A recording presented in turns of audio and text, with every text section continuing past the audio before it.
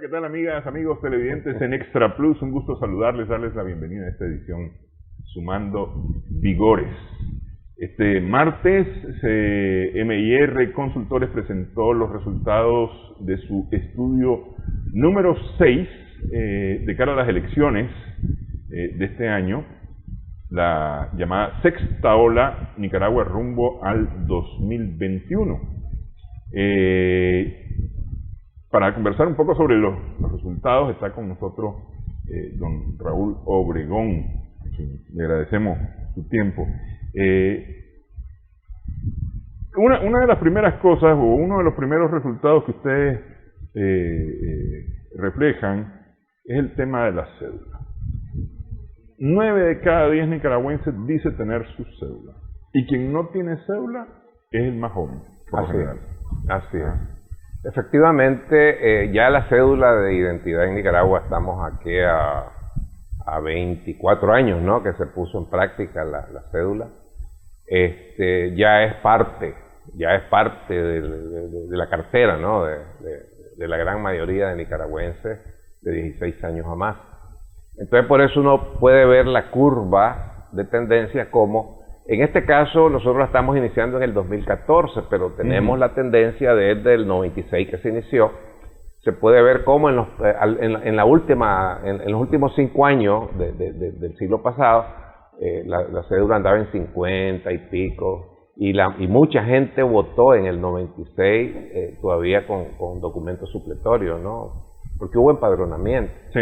Entonces, pero ya del 2000 y tanto para acá se ha estabilizado 90, 91, 92, 90. Recordémonos que lo que es las personas mayores de 16 años, pues hay entradas y hay salidas, ¿no? Y generalmente las entradas son mayores que las salidas. Y bueno, el adulto mayor, el joven adulto es riguroso con su cédula, porque la utiliza para las actividades de diversas índoles, no así el adolescente, ¿verdad?, el que ya está entrando a los 16 años, en donde, pues sí, mientras no sienten una necesidad de esa cédula, pues no la buscan. Mientras no le ven la necesidad. Mientras no le ven la necesidad. La necesidad cotidiana. Cotidiana, porque, exacto, como ya se la tiene sí el joven, el adulto, pues que tiene que ir al banco, que tiene que ir a llenar un documento, etcétera, etcétera. Posiblemente laboral, profesional, etcétera, en donde ya responde por sí mismo, el adolescente ya posiblemente los padres son los que están respondiendo, o algún tutor. Entonces, pero sí, la verdad es de que ese 9%, que en su mayoría son adolescentes, lo más probable es que eso va a subir, o más bien ese 9 algo va a bajar por lo menos unos 4 o 5 puntos de aquí a octubre. Porque cuando ya se vaya aproximando la fecha, entra en juego, entra un activador, un motivador, ¿no?, que es el hecho de que quiero votar, pues, es su primera experiencia de vida en ese tema, y entonces pues sabe que necesita la cédula y la busca. O sea, la cédula de identidad, discúlpame, no es un problema. Sí. No es un problema. Es que justamente a lo que voy es exactamente lo contrario de esa afirmación. Es decir, algunos dicen que uno de los problemas que tiene el sistema electoral en Nicaragua es la falta de cédulas en las personas. Es decir, que hay una enorme cantidad, y hablan así, de una enorme cantidad de personas que no tienen cédula, que y llegan a esta afirmación: el Consejo Supremo Electoral no les ha dado cédula. Yo sé que en muchos casos los nicas somos responsables a veces de lo que hacemos o dejamos de hacer, porque vamos dejando para última hora las cosas, o simple y sencillamente no le vemos la utilidad cotidiana a los asuntos, y entonces para votar, pero si no me interesa votar, ¿para qué quiero cédula? Es decir, ese pensamiento, sí. Pero decir que 9 de cada 10 sí tengan cédula desdice mucho de esos que aseguran que son muchos los nicaragüenses que no tienen cédula. No, esa es una falacia, porque verdaderamente bueno, ahí están los números y vos ves la línea de tendencia, no ha bajado de 90% hace 10 años eso, 91, 92 de gente con cédula en su cartera, o sea que es parte de su equipaje, ¿no? Sí. La cédula de identidad. Y incluso yo me atrevo a decir que esto va más allá, en este caso de Nicaragua, porque, por ejemplo, somos aproximadamente ahorita 5.100.000, estoy estimando el número, 5.100.000 nicaragüenses de 16 años a más, de acuerdo a las cédulas emitidas, ¿verdad? O a cédulas a las cédulas emitidas. Sin embargo, vemos que a la hora de la votación, o a la hora de una elección, o a la hora de un conteo, hay 1 millón y pico que no están ahí. ¿Por qué? Porque hay 1 millón y pico de personas, o una gran cantidad de personas, que viven en el exterior de manera permanente, vienen a Nicaragua o han venido, sacan su cédula y se van. Entonces son personas que tienen cédula de identidad nicaragüense, pero no forman parte de la actividad cotidiana del país. El Consejo Supremo Electoral hemos visto que han llegado a una situación en donde han creado 2 padrones, un activo y un pasivo, ¿verdad? Generalmente el activo anda por 3.300.000, 400, y el pasivo por 1 millón y algo. ¿Por qué? Porque ese pasivo, ese 1 millón y pico, son gente que tienen 3 ejercicios electorales que no han votado.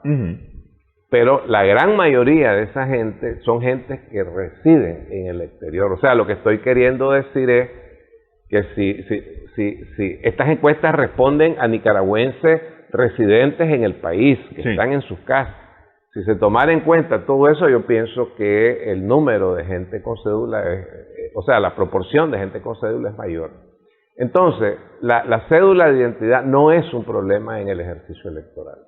La gran mayoría de nicaragüenses que son sujetos activos en el país tienen su cédula de identidad. Y repito, insisto, son los adolescentes, ¿verdad? Generalmente los que tienen menos cédula. Por ejemplo, los adultos mayores, 95, 96, 97% de los adultos mayores tienen su cédula. Igual los adultos. Mientras que los adolescentes son 70 y pico los que tienen cédula. Hay un 20 y tanto, casi 30 que no la tienen. Entonces, ese es el punto. Pero para efectos de ejercicio electoral, la cédula de identidad no es un problema. Incluso el Consejo Supremo lo ha resuelto en elecciones anteriores sacando el servicio a la calle. Sí. A la calle. Y yo me imagino que eso tendrán que... Y no es complicado cedularse, la verdad es que para nada. Para la primera vez, pues, no es complicado cedularse.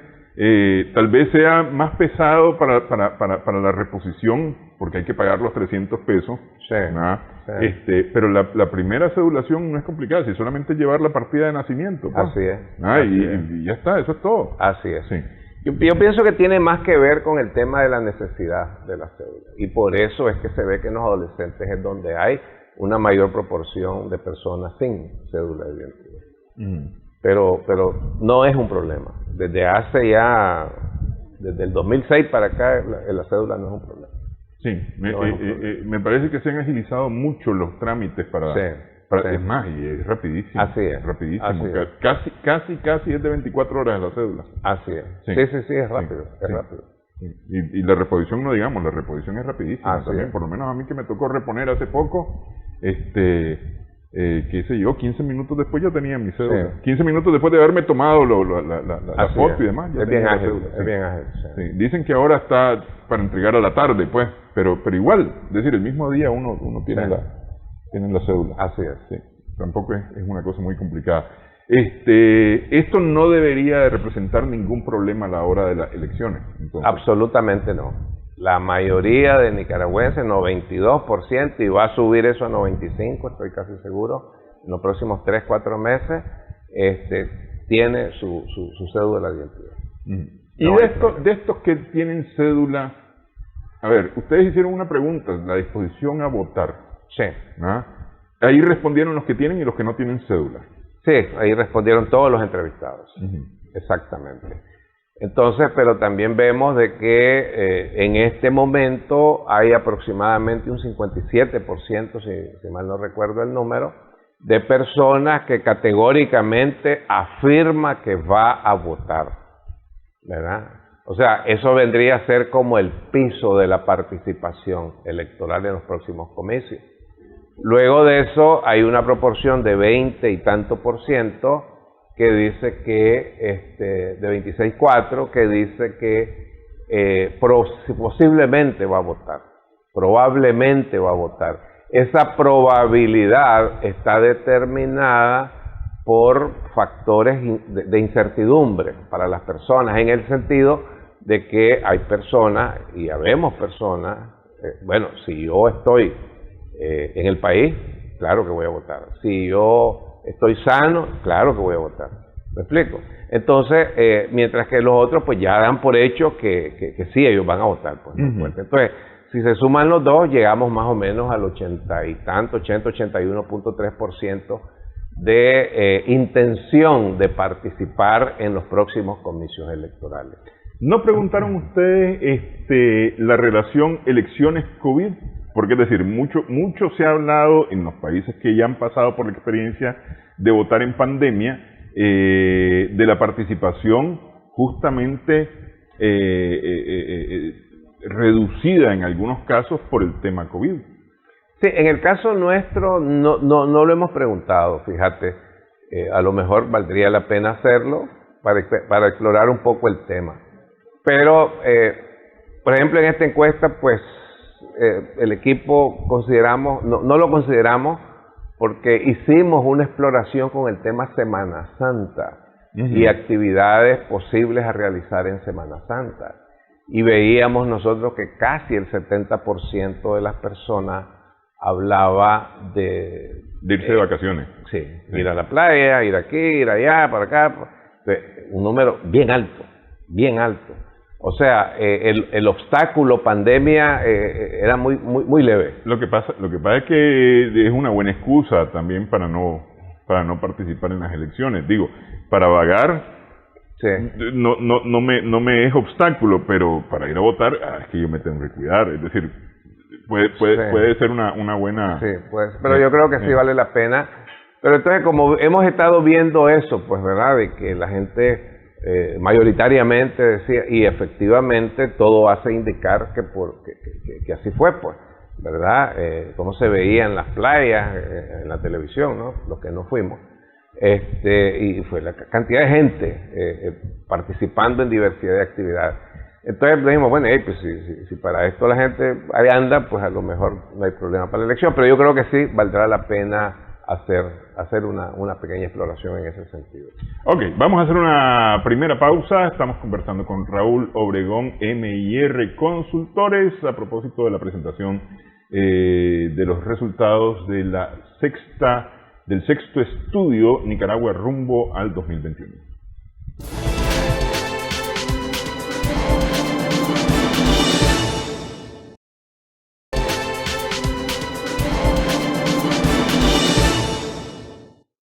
Seguimos sumando vigores con Raúl Obregón de MIR. Estamos conversando sobre la presentación de la sexta ola, el sexto estudio Nicaragua rumbo al 2021. Estudio que indica que la simpatía y la predisposición hacia opciones políticas apunta principalmente al Frente Sandinista. Y son dos cosas, predisposición y simpatía. Vamos a salir primero de la simpatía y después para poder explicar después la predisposición. Correcto, la simpatía política partidaria se mide a partir de una pregunta específica, ¿verdad? Que es, ¿usted con qué partido u organización política simpatiza? Entonces la persona tiene un abanico de opciones que puede mencionar, pues, ¿verdad? Incluso por eso le agregamos organizaciones, porque hay algunas organizaciones que se mencionan en los medios de comunicación o que tienen alguna actividad y que no son partidos políticos con personería jurídica. Entonces ahí la gente pues menciona, pues por supuesto, el PLC, el FCLN, C por L, los conservadores, la Alianza Cívica, etc. Entonces, esa es una respuesta directa. O aquellas personas que dicen no tener ningún tipo de simpatía política, pues simplemente dicen por ninguno. Esa es otra opción. Entonces, si uno categoriza eso en tres grandes, valga la redundancia, categorías, entonces tenemos el FSLN, que es el que tiene más adeptos, digamos, que está en este momento en 50.1%. Sí. Después tenemos los que dicen ninguno, 50.7% el FSLN. Después los que dicen ninguno, que están en 42.7%. O sea, de cada 100, 42.7 dicen no simpatizo con ninguno. Y el 6.6% menciona un partido u organización política de oposición al gobierno actual, ¿verdad? Ese 6.6 se distribuye, en este caso, entre 8 organizaciones, ¿no? La Alianza Cívica 2.2, el PLC 1.8, el Ciudadanos por la Libertad 1.0, 1%, la Unidad Nacional 0.8, 0.4 el PLI, 0.2 el Partido Conservador, 0.1 el ALN y 0.1 otros. Ahí van los MRS, los PRD, toda esa gente en 0.1. Entonces, esa es la simpatía política partidaria. Ahora, la simpatía no necesariamente quiere decir que va a votar por esa opción. No necesariamente, no necesariamente. Por supuesto, de acuerdo pues a la teoría, a las metodologías existentes, pues cuando hay simpatía, eso digamos, es parte de un patrón de decisiones de voto que tiene que ver con afinidades, afectividades políticas partidarias. Entonces hay más probabilidad del que dice yo simpatizo con tal, hay más probabilidad de que vote por esa opción, ¿verdad? Al que se oculta, digamos, como independiente, ¿no? Pero no se puede tomar como que eso es un voto. Ok. Entonces, ese 50.7 que tiene el Frente Sandinista no necesariamente representa un 50.7. Porque de esto voto. Es de voto. No. Porque esto puede variar hacia arriba y hacia abajo. Por varias otras opciones que son las que vamos a ir viendo, o varias variantes, valga la redundancia, que son las que no Aquí, por ejemplo, Néstor, hay que ver que si nos vamos y nos remontamos al 2006. Al 2006 la simpatía política por el FSLN era de 36, 37, simpatía política. Y la votación, el día de la votación, el FSLN sacó 37.2. O sea que fue su simpatía política partidaria y una centésima más, ¿verdad? O sea que el voto del Frente Sandinista en el 2006 fue puro, casi 100% simpatizantes políticos. Esa es una cosa, lo cual de alguna manera podría ser un indicio de que donde hay simpatía hay más probabilidades de voto por esa opción política. No es que la haya, pero es más probable. Y la otra cosa que hay que ver es que en el lapso de 14 años, del 2006 al 2020, 2021 que estamos comenzando, el Frente ha logrado remontar ese 38 famoso, ¿ya sabes? Sí. El famoso 38. El 38 que lo acompañó del 90 para acá. Desde el 90 para acá, lo rebasó.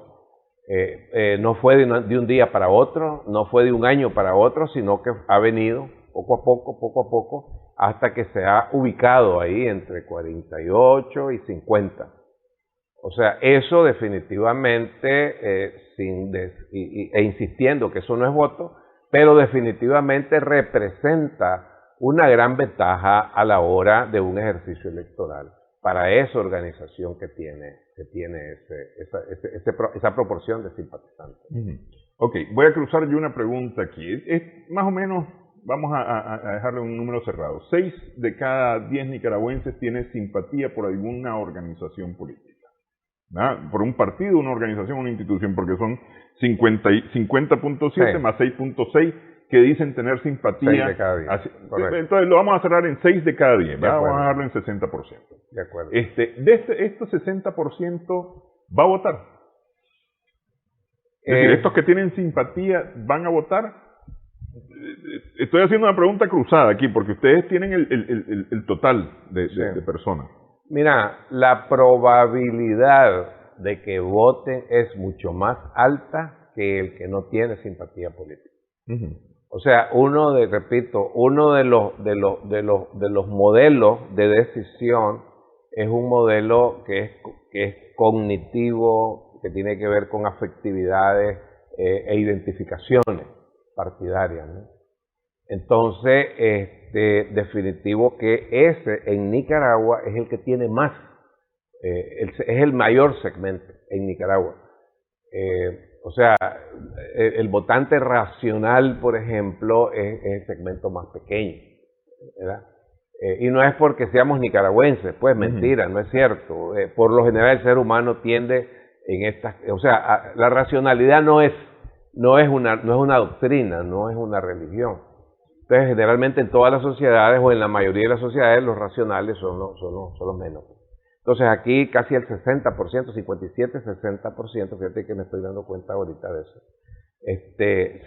se aglutina en ese segmento de decisores a partir de afinidades e identificación política partidaria. Entonces, pues lo más probable es que sí, esa proporción va a votar. Es lo más probable. Es decir, son los que tienen más tendencia a votar. Más tendencia a votar. Los que tienen simpatía política son los que tienen más tendencia a votar. Sí. Porque precisamente eso, eso no es que los hace menos racionales, no es eso. Pero ellos privilegian, digamos, algunos otros factores, como por ejemplo es mi partido, son mis líderes, ya sabes, con ellos he trabajado, ¿verdad? Pero además de eso voy a tener beneficios, pues, como ciudadano. El racional es puro beneficio, ¿verdad? Puro beneficio. Entonces, por eso es posible que hay más probabilidad de que sí voten esos 6 de cada 10. Ok. Y un dato que ustedes no incluyen aquí en los resultados, que es el tema de edades. Las edades con respecto a las simpatías políticas, más o menos, ¿en qué relación andan?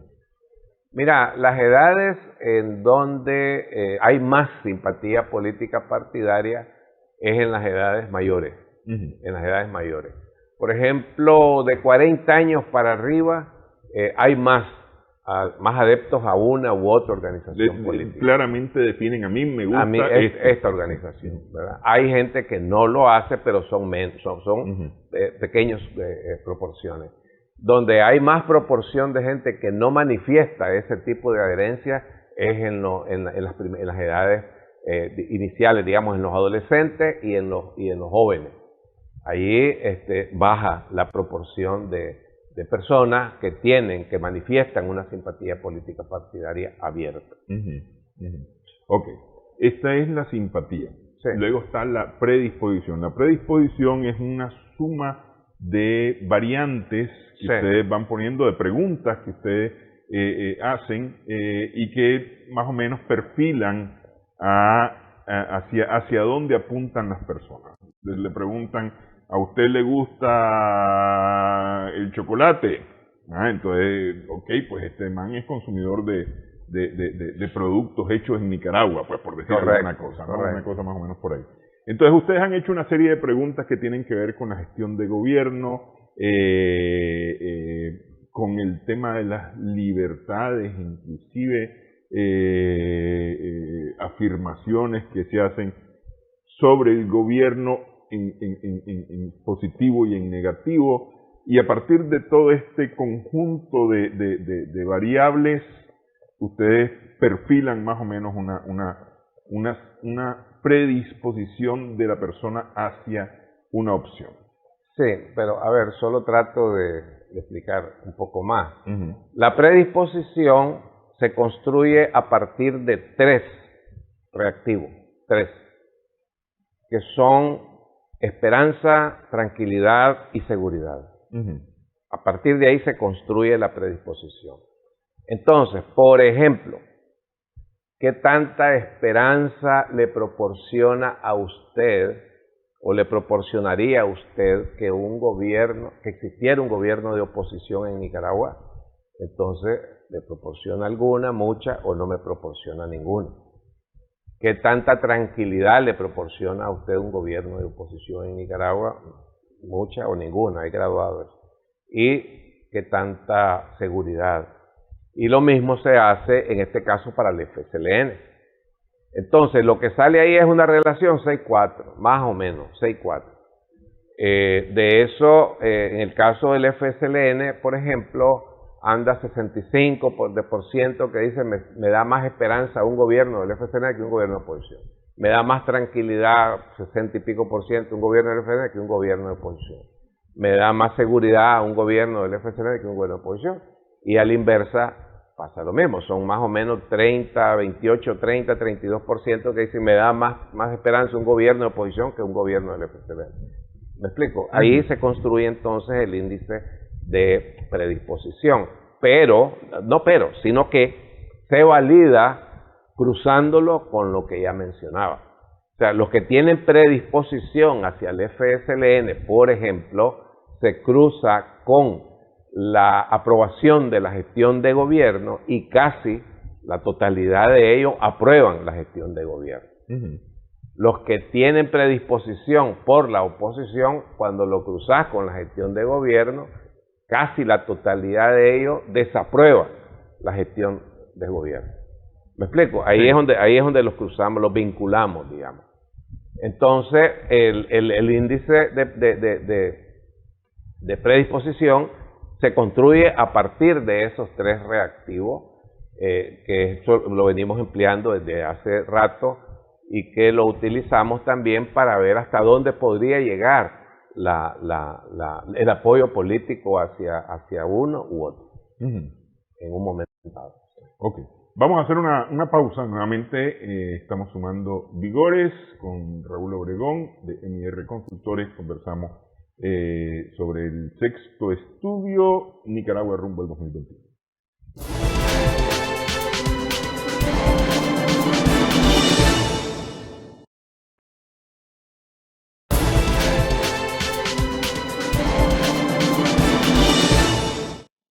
Seguimos sumando Vigores en Extra Plus. Predisposición y simpatía se suman para poder más o menos entender hacia dónde está apuntando la gente a la hora de votar. No, nosotros no lo sumamos, pero sí hacemos una especie de comparación, digamos, de comparación, pues. Por ejemplo, nosotros tenemos la simpatía política declarada. Si nos vamos al caso del FSLN, 50.7, la oposición 6 algo. Y 42.7 que dice no simpatizo con nadie. Entonces nosotros agarramos ese 42.7 y lo cruzamos con la predisposición y entonces de ahí sacamos del 42.7, derivamos aquellos que tienen predisposición hacia la oposición, de ese 42.7, decimos, tiene alguna inclinación hacia la oposición, en este caso nos da 20 algo. Y hacemos lo mismo con el FSLN, con los que tienen predisposición al FSLN. Los cruzamos con los independientes. Entonces, aquellos independientes que tienen predisposición hacia el FSLN, nosotros decimos, potencialmente puede apoyar al FSLN. Entonces, ahí sí sumamos. Digamos, en el caso del Frente sale el 15.5, entonces decimos 50.7 que declara soy y 15.5 que manifiesta predisposición hacia el FSLN de los que no declaran simpatía. Entonces tenemos 50 más 15.5 son 65.5. Y si vemos la predisposición por el FSLN 66.1. O sea, ahí es donde hacemos la comprobación, la comparación, está más o menos parecido.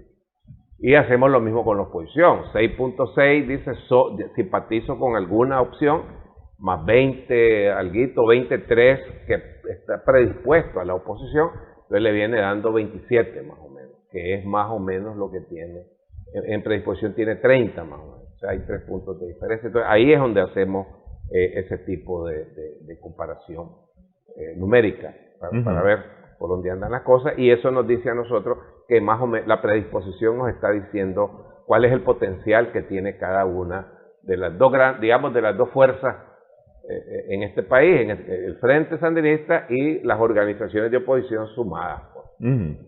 No preguntaron nada a ustedes sobre la unidad de la oposición, porque es decir, yo veo con estos números en unidad y multiplicado todavía no alcanza la oposición, multiplicado por 2 no alcanza al Frente Sandinista como opción. No, para nada. Lo que pasa aquí me parece a mí... No hemos preguntado nada por unidad y cosas porque lo siento eso muy... ¿Cómo te digo? Como que no nos va a decir mayor cosa. Más que todo nos podrá decir cuál es el deseo de alguien, pues. Me gustaría que se unieran o no me gustaría. Pero cuando hemos hecho eso, lo que sale más que todo son adjetivos hacia los grupos. Ya sabes, a veces adjetivos diciendo que solo buscan sus intereses, que no les importa el país, que no les interesa el pueblo, cosas así. Entonces, no es la intención nuestra eso. Pero definitivamente que hay una proporción de nicaragüenses que hasta hoy pone distancia con el FSLN.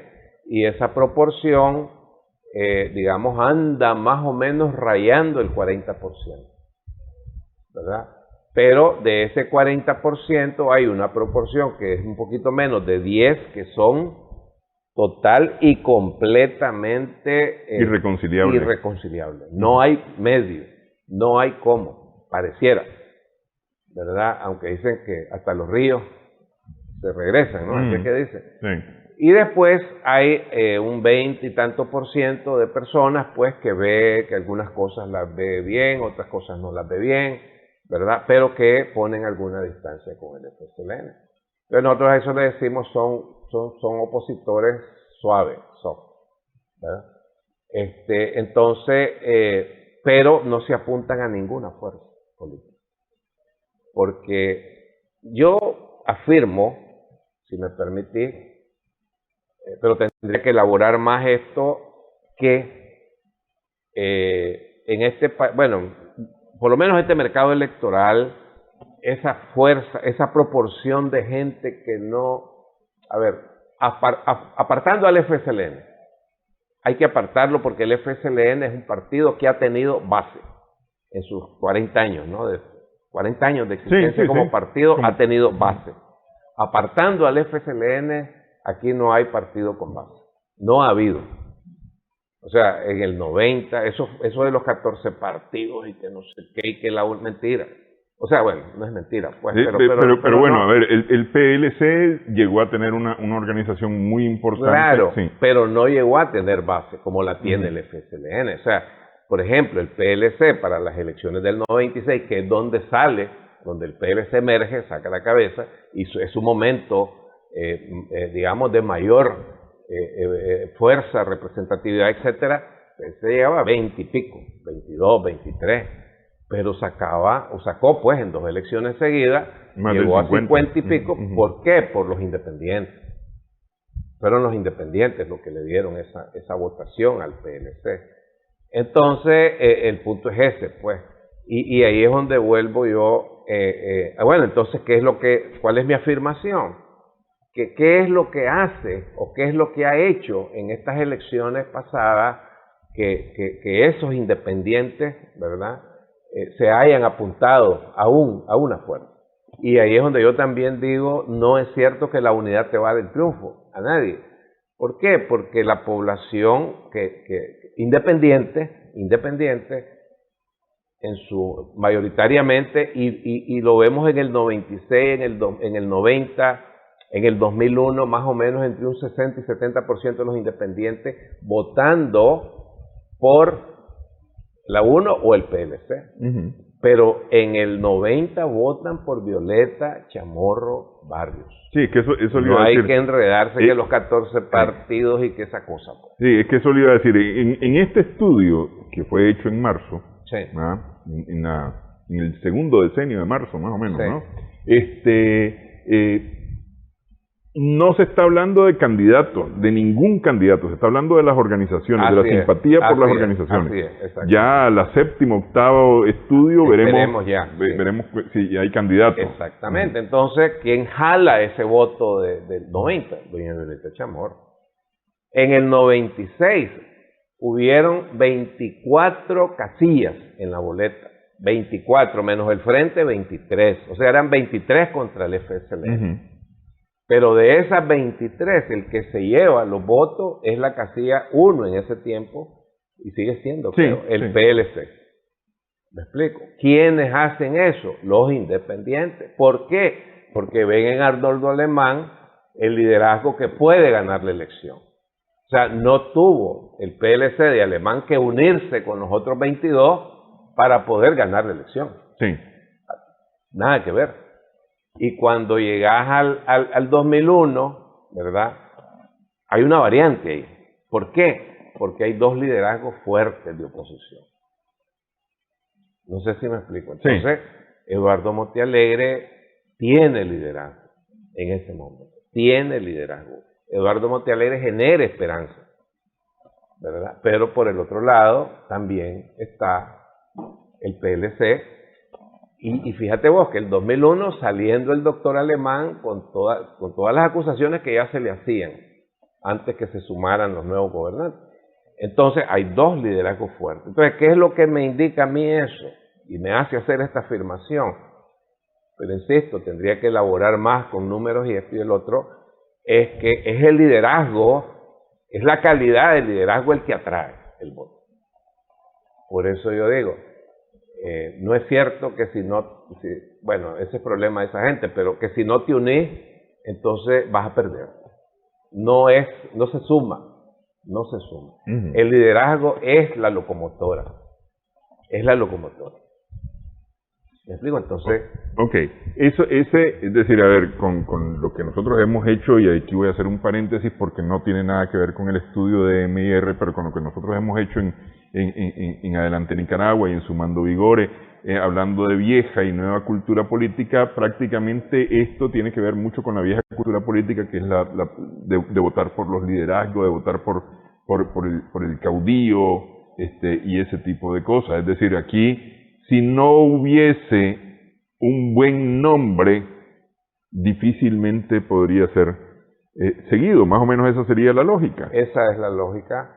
Yo pienso que no sé si el nombre, pero sí el carisma, la capacidad de transmitir esperanza, seguridad y tranquilidad. Porque hasta el día de hoy el Frente Sandinista apuesta al liderazgo de Daniel Ortega. Sí. Para lanzarlo como candidato, porque aparentemente va a ser el candidato nuevamente. Sí. Si no fuera Daniel Ortega y fuera, no sé, cualquier otra figura conocida, podría el Frente no tener los resultados que podría tener con Daniel Ortega. Lo que pasa es que hay una diferencia, desde mi punto de vista, que lo mencionaba hace rato, la base. El FSLN es un partido con base. Y en este país ningún partido tiene la base que tiene el FSLN. Ni la ha tenido. Ni la ha tenido. Y se ha visto, o sea, uno lo ha visto. La Unión Nacional Opositora para mayo, junio del 90... ya estaba desintegrada. Ya se había desintegrado. Sí. ¿Por qué? Porque no hay base. ¿Me explico? Entonces, mientras que el FSLN tiene base. Entonces, eso significa de que no necesariamente en el caso del FSLN se pueda cumplir esta afirmación que yo estoy haciendo en su totalidad. Evidentemente, el liderazgo dentro del FSLN, dentro de las bases sandinistas, las tiene el presidente Ortega, pues, y lo ha venido manifestando durante todos estos años. Pero me parece a mí de que ese liderazgo es tal ese liderazgo que también tiene capacidad, una fuerte capacidad de endosar. Sí. Mientras que en las otras agrupaciones, para nada, no hay base. No existe la base. Sí. Entonces me parece que hay una diferencia muy fuerte. Ahí sí es importante el nombre, ahí sí es importante el del carisma. ¿No? Exactamente, insisto, y es lo que hemos venido viendo en todas las elecciones, del 90 para acá. O sea, en el 90 la gente, claro que vota por la 1 porque se la casilla, pero la gente vota por doña Violeta Chamorro. Ok, vamos a hacer pausa y vamos a hablar de por qué la gente dice que este gobierno y una continuación de este gobierno generaría esperanza, o le generaría esperanza, le generaría seguridad y le generaría estabilidad. Así es, ¿verdad? Esas tres. Esa es la predisposición. Okay. Regresamos en breve.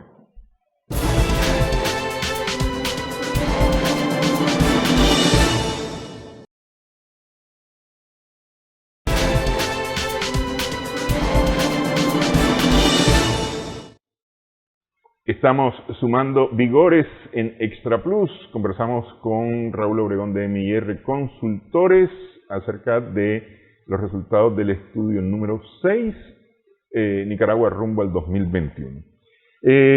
Más o menos en una proporción de 7-3, los encuestados respondieron acerca del respeto a los derechos fundamentales de los nicaragüenses. Y digo una proporción de 7-3 porque más o menos por ahí anda, 70 y algo a 60 y tanto los que dicen que sí se respetan los derechos fundamentales de los nicaragüenses. Sí, eso nosotros venimos usando ese modelo para construir un índice de respeto a los derechos, que también lo aplican en otros países, lo hemos visto. Pues creemos que es importante por una parte porque lo utilizamos como una de las variables, los derechos fundamentales, para construir algo que nosotros le llamamos la licencia social ciudadana. Y por otra parte también hemos creído que es importante hacerlo en la guerra mediática y sobre todo en el extranjero que hay, pues se presenta una Nicaragua en donde ni vos, ni yo, ni nadie puede sacar la cabeza a la calle porque la represión, la no sé qué, la no sé cuánto. Entonces, ¿cómo lo están viendo los nicaragüenses eso? Pues, entonces, sin hacer alusión a eso que yo estoy hablando, pero sí preguntándole en Nicaragua, ¿se respetan o no se respetan los derechos humanos? ¿Se respeta o no se respeta la libertad de movilización? ¿Se respeta o no se respeta cada una de esas variables, ¿no? O esos reactivos?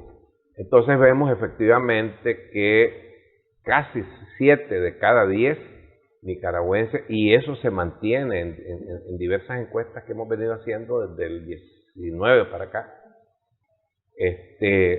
se mantiene esa proporción de 7 de cada 10 diciendo que sí se respeta la libertad de religión, que sí se respeta la libertad de movilización, que sí se respeta la libertad de elección, etcétera. Entonces por ahí anda, entre 6 y 7 que te están diciendo que sí se respeta, y luego entre 3, 2 y pico y 3 que te dicen que no. Entonces volvemos a lo que venimos nosotros aseverando de lo que es la composición o la distribución del mercado electoral en Nicaragua. 6-4, hasta hoy, 6-4.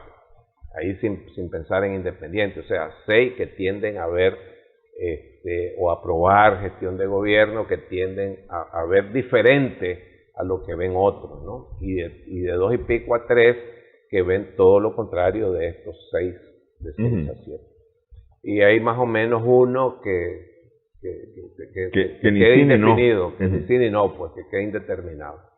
Entonces esa es la idea, pues, además de que eso forme parte de ese modelo de construcción de licencia social ciudadana. Ok, esa licencia, ¿qué es exactamente la licencia social que definen ustedes? Mira, la licencia social es una metodología que se utiliza en el mundo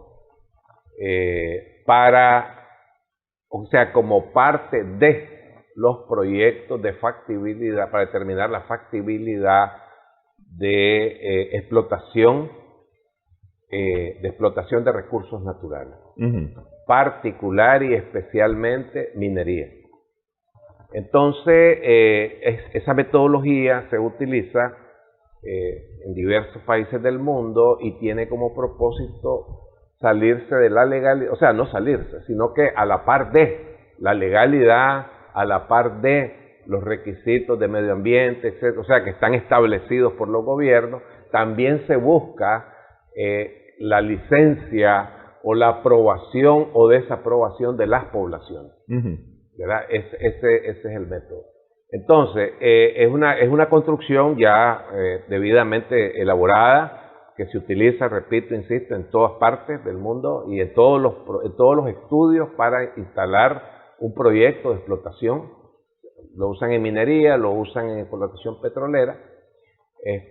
Y entonces nosotros, que llegamos a conocer la metodología luego de un estudio a una minera, a una empresa minera, yo lo vi, me llamó la atención, me gustó, y yo dije, oye, yo creo que esto lo podemos aplicar a la sociedad y a los proyectos sociales, pues. Entonces le hicimos algunas variantes.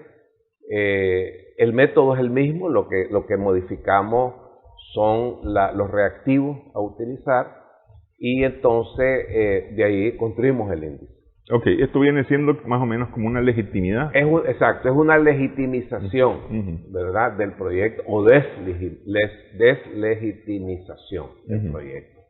Entonces, aplicamos la metodología y eso es lo que resulta. Entonces, nosotros aquí lo estamos utilizando para gobierno nacional y lo estamos usando para gobiernos regionales y municipales. Entonces, aquí, con este método, uno llega a construir un indicador que te dice cuál es el nivel de apropiación que tiene la población de ese proyecto del que se está hablando. Esa apropiación viene siendo como un segmento muy leal al proyecto. En caso, por ejemplo, de un proyecto de explotación minera, son aquellas personas que te dicen de que el proyecto va a mejorar las condiciones de vida de la población de ahí, del proyecto, que te dicen que ellos van a mejorar sus condiciones de vida, por decir algo, que te dicen que eso es necesario y beneficioso para la región, etc. En este caso, nosotros utilizamos la satisfacción con los servicios que presta las diversas instituciones de gobierno. Lo cruzamos, o sea, utilizamos también el tema del respeto a los derechos fundamentales de la población y utilizamos la calificación que le asigna a la población a la capacidad de gestión, en este caso del gobierno actual, pues, o sea, o de quien se trate, ¿no? Entonces, con esos tres, nosotros construimos este indicador. Entonces, la licencia tiene cuatro niveles. La apropiación, que son esa gente que ven que se respetan los derechos fundamentales, que se muestran muy satisfechos con los servicios y que califican muy bien la capacidad de gestión. Eso es la apropiación. Sí. Luego viene la aprobación, que son las personas que sí dicen que se respetan los derechos, tienen satisfacción, ya no muy buena, pero tienen satisfacción con los servicios y que califican bien la capacidad de gestión, ya no muy bien, ¿verdad? Después viene la aceptación, que baja de nivel, ¿verdad? Y después viene el rechazo, que son los que dicen aquí no se respetan los derechos fundamentales, estoy insatisfecho con todos los servicios y no tiene capacidad de gestión este gobierno. Entonces, con eso se construye la licencia. Entonces uno ve cuál es el grado de legitimidad que tiene, en este caso el ente de que se trate, que en este caso es el gobierno nacional. Entonces, este gobierno tiene un 91% de legitimidad, un 78% de confiabilidad y 39% de confianza. De confianza. Esa confianza son los apropiados. Que si vos lo cruzás con simpatías políticas y todo, entonces lo empezás a ver las similitudes con simpatías duras, con simpatías suaves y potenciales. Ok, nos quedan ya solamente unos cuantos minutos. Este estudio, ¿cómo lo deben de tomar las organizaciones políticas? Es decir, ¿puede el Frente Sandinista levantar los brazos y decir, ni hagamos elecciones porque ya la ganamos, cantar victoria hoy? ¿Puede la oposición decir, no vamos a elecciones porque no las ganamos, no hay forma de que las ganemos. ¿Cómo deben de interpretarla? No, yo pienso que bajo ninguna circunstancia, ninguna de esas afirmaciones sería correcta, porque estas son exploraciones en la opinión pública que pueden ir variando. Pero evidentemente la tendencia más o menos te viene indicando por dónde van las cosas. Pero yo, por lo menos, si yo fuera, yo no me atrevería a decir ya la tengo, no hay por qué, y me atengo. Bajo ninguna circunstancia. Tenés fortaleza, tenés oportunidades, tenés confianza, entonces tenés que seguir trabajando con eso y mejorando. Y te digo, ahorita lo acabamos de ver, una candidatura que en todas las encuestas durante 6-8 meses venía primero, gana la primera vuelta y pierde la segunda vuelta. Entonces, claro, son otras circunstancias, otras condiciones. Pienso que no tenían la base de que tiene el Frente, que es que el Frente tiene ese capital. Sí. Y eso no es nadie me puede señalar a mí no es despreciable. Es despreciable, Sí. es un capital el que tiene el Frente. Entonces, esta gente no lo tenía. Es más, oía al señor Arau, estoy hablando de Ecuador, Sí. oía al señor Arau en un discurso decir que una de las grandes ganancias es que se convirtieron en la primera fuerza política. No lo eran, se convirtieron en la primera fuerza política de Ecuador. Y eso les da una bancada muy fuerte y van a ejercer un trabajo desde la Asamblea Nacional preparándose para el siguiente. Sí. Entonces, ¿qué quiero decir? Pues que uno en estas cosas no puede bajo ninguna circunstancia. Aunque tengas 60 de intención o 70 de intención, no te atengas. Es decir, las organizaciones tienen que asegurar lo que tienen y trabajar a ese 40% que dice que no va para ningún lado. Exactamente, exactamente. Y trabajar a ese 40%. Pues ambos. Sí. Ambos. Por eso digo las organizaciones. Sí. Entonces, pero sí, pues ya te va marcando más o menos por dónde podría ir la cosa. Bueno, ¿para cuándo es la séptima ola? Bueno, esto fue marzo, pues nosotros esperamos estarlo haciendo a finales de este mes de abril. A finales de abril. Ya sería una mensual. Ya entraríamos en una mensual. Hemos estado esperando a ver el tema del Consejo Supremo, cuándo es que ya son las candidaturas, porque no hemos querido aventurarnos a estar evaluando nombres sin ya sabes, cuando no hay definido, y a veces que ponemos nombres, pues lo hacemos para consumo nuestro. Por ejemplo, ahorita acabamos de ver, pues, que en el lapso, ya después que habíamos levantado la encuesta, entonces vino la convocatoria. Y el señor Mairena ya pues anunció su candidato, el doctor Noel Vidaurre este domingo lo hizo, y dicen que vienen más. Entonces, no creemos que sea todavía conveniente. Bueno, vamos a estar pendientes, Claro, de estos temas. Le agradezco mucho. Muchas gracias a ustedes por la oportunidad. Gracias también a nuestras amigas, amigos televidentes por su sintonía. Esperamos que el programa haya sido de provecho para ustedes.